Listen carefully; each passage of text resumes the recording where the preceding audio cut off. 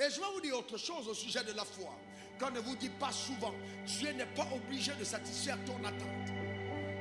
Mais Dieu veut que tu aies une attente parce que bien des fois, il veut surpasser ton attente. C'est-à-dire qu'il ne va pas exactement te donner ce que tu demandes parce que souvent, ce que tu demandes est trop inférieur à ce que le ciel veut faire. Il s'attendait à recevoir de quelque chose, mais il ne pouvait pas s'imaginer que ce jour-là, c'était le jour radical du changement de sa destinée. Il était né comme ça, révérend Francois. Il était né comme ça. Donc il y a des cas où les gens même te diront, je ne peux pas croire que Dieu fera ce miracle, parce qu'en ce qui me concerne, je suis né comme ça.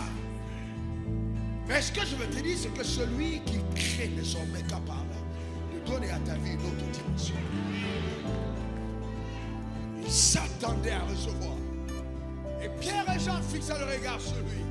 Il dit, nous n'avons ni or ni argent. Pierre n'a pas dit qu'il n'avait pas d'argent, qu'il n'avait pas d'or. Mais en fait, il disait, nous ne sommes pas obligés de te donner ce que tu demandes. On a mieux pour toi que la mendicité. Tu ne peux pas terminer ta vie en tant que mendiant. Nous prêchons en ressuscité. Nous prêchons en Dieu puissant, capable de changer la condition des gens. Nous ne pouvons pas te donner de rester un mendiant. Regarde-nous maintenant, parce que toi aussi tu serviras Dieu.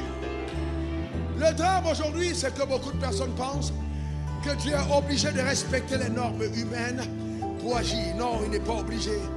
Pierre et Jean étaient des hommes ordinaires. Ils n'étaient pas des diplômés en théologie. Ils n'étaient pas des agrégés en missiologie. Non, ils n'avaient pas fait une école réputée de pastorale. Mais c'était des hommes qui avaient côtoyé le Christ. Quand vous avez marché avec Jésus-Christ, vous devenez extraordinaire.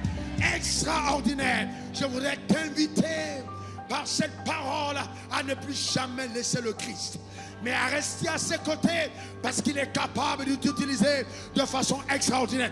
Pendant que je parle, le Seigneur me dit de parler à un homme de Dieu, de parler à une femme de Dieu. Tu deviens un canal par lequel des miracles vont s'accomplir.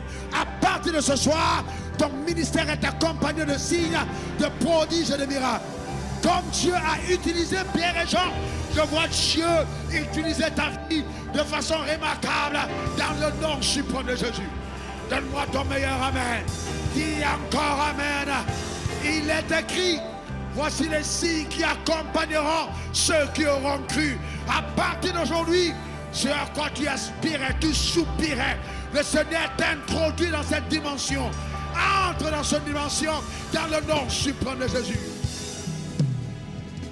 La grâce de Dieu opère dans ta vie de façon remarquable.